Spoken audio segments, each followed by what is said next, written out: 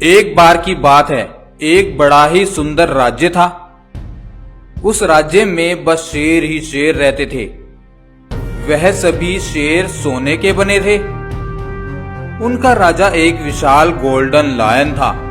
वह जादुई शक्तियों वाला था और बहुत ही ताकतवर था। उसकी ताकत इतनी थी कि उसका कोई मुकाबला नहीं कर पाता था। वहीं एक शैतान जादूगर भी रहता था। वह उस गोल्डन लायन की शक्तियों को छीनकर पूरी दुनिया पर अपनी हुकूमत चलाना चाहता था। एक दिन वह शैतान जादूगर सोचता है, वह गोल्डन लायन बहुत ही ताकतवर है और उसकी सेना भी बहुत बड़ी है। मुझे भी उसके जैसी ही एक सेना बनानी होगी, तभी मैं उसकी शक्तियां छीन पाऊंगा। अब वह सेना बनाने के लिए पृथ्वी पर आता है और एक जंगल में कई सारे शेर एक साथ अपना भोजन कर रहे होते हैं।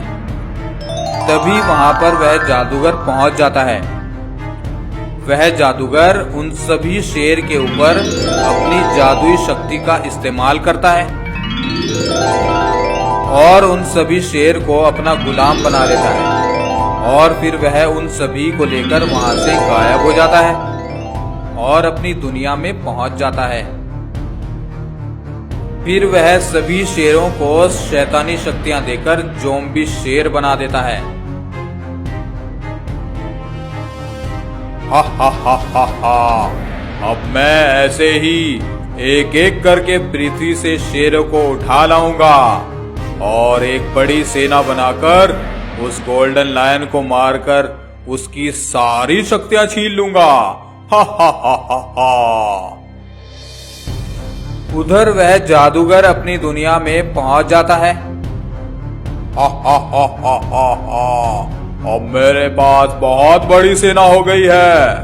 अब मैं उस गोल्डन लायन को हरा सकता हूँ। मैं आ रहा हूँ गोल्डन लायन। वहीं पृथ्वी के एक जंगल में एक शेर और बाघ मानव रहते थे। वह दोनों बहुत ही अच्छे दोस्त थे। दोनों जंगल में एक साथ घूमते थे। बाघ मानव शेर की पीठ पर बैठकर सवारी करता था और दोनों बहुत ही खुश थे। बाघ मानव जादुई शक्तियों वाला था, लेकिन उसे इस बात का जरा भी घमंड नहीं था। एक दिन शेर अकेला ही शिकार पर निकला होता है कि वह शैतान जादूगर उसी जंगल में आ जाता है और उस शेर को अपना गुलाम बनाकर वहां से ले जाता है। ये सब एक बकरी देख लेती है। वह भागी भागी बाघ मानव के पास जाती है। सुनो बाघ मानव, एक शैतान जादूगर महाराज शेर को पकड़कर अपने साथ ले गया है। क्या कहा? उस जादूगर की इतनी हिम्मत कि वह मेरे दोस्त शेर को पकड़कर ले गया। मैं उसे जिंदा नहीं छोड़ूंगा। फिर वह शैतान जादूगर अपनी सेना के साथ गोल्डन लायन की दुनिया में पहुंच जाता है। गोल्डन लायन और शैतान जादूगर की सेना आमने सामने आ जाती है। उधर पृथ्वी लोक पर वह बाघ मानव अपनी शक्तियों से सब माजरा जान लेता है। अरे मेरे दोस्त शेर की जान खतरे में है, मुझे जल्दी से जाना होगा। उधर गोल्डन लायन और शैतान जादूगर की सेना में लड़ाई होने लगती है।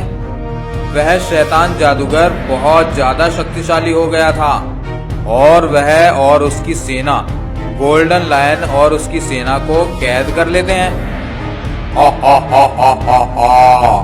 गोल्डन लायन, जल्दी से मुझे अपनी सारी शक्तियां दे दो, नहीं तो मैं तुम्हारी पूरी सेना को खत्म कर दूंगा। हा हा हा हा हा। नहीं, मैं ऐसा नहीं करूंगा। चाहो तो तुम हम सबको मार डालो, लेकिन हम तुमको ये शक्तियां देकर इस दुनिया को मुसीबत में नहीं डाल सकते हैं। तो फिर मैं अपने साथ आए इन सब शेरों को मार डालूंगा। ये सब मेरे वश में है और ये सब निर्दोष प्राणी तुम्हारी वजह से मारे जाएंगे। अब गोल्डन लायन सोच में पड़ जाता है। ये कैसी मुसीबत में फंस गया हूं मैं। ये सब शेर तो बेचारे निर्दोष हैं और ये तो कुछ भी नहीं जानते कि ये क्या कर रहे हैं। इनको मैं कैसे मरने के लिए छोड़ दूं।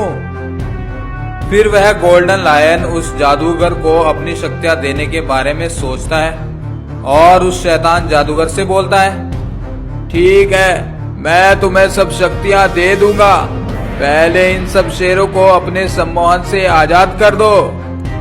नहीं, पहले तुम मुझे अपनी शक्तियां दोगे, तब मैं सबको आजाद कर दूंगा। गोल्डन लायन के पास अब कोई रास्ता नहीं बचा था। वह शैतान जादूगर की बात मान लेता है और जैसे ही वह अपनी शक्तियां उस जादूगर को देने लगता है, वह बाघ मानव वहां पर पहुंच जाता है और अपनी शक्तियों से उस जादूगर को कैद कर देता है। उसके कैद होते ही सभी शेर उसके सम्मोहन से आजाद हो जाते हैं और गोल्डन लायन और उसकी सेना को भी वह बाघ मानव आजाद कर देता है। फिर वह गोल्डन लायन उस जादूगर को अपने कैद खाने में डाल देता है।